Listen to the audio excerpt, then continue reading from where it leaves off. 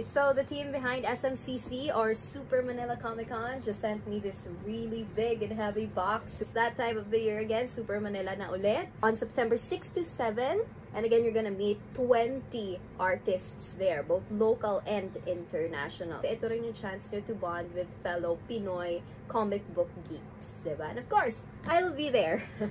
Mukhang marami to. Mukhang matutuwa ako. Tingka siya. Ayan, okay.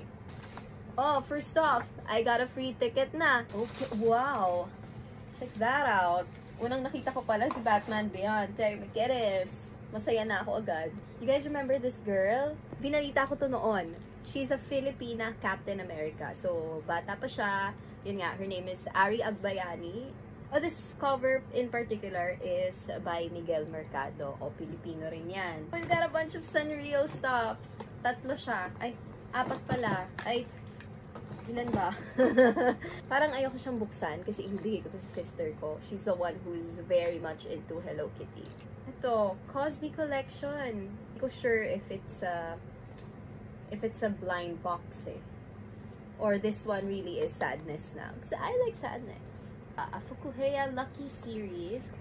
Oh, it's Chinese. Sa mga hindi nakakaalam, I am Chinese. So, I studied Chinese Mandarin for 13 years. So cute. Para siyang Mickey Mouse na Chinese, so I either get Mickey or Donald Duck. Either way, it's cute. This is a keychain na Captain America. Nezuka International Co. Cute siya. Mukha siyang Cos Baby. So, eto siguro yung fandom na hindi ko talaga dinaanan. Robots. But, this is all the rave, diba? Mga ganitong Gundam kits. So, we'll see. Sinong swerte yung mapupuntahan nito? These two I'm very excited about kasi dalawa na Disney Showcase collectibles. Pasensya na ganito talaga ako mag-unbox. I think I'm gonna need scissors. I'll be back. Okay. Oh, it's so nice! It's mini pala. Disney Traditions. Not a toy. These are figurines. Nahulog mo to, basag siya agad. Next stop is this big one. Oh, they're a pair. Ang ganda nito tingnan together. Anyway, ito na. Oh, look. They look so nice together.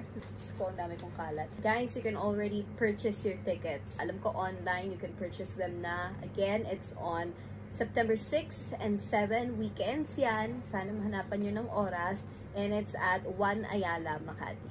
See you there!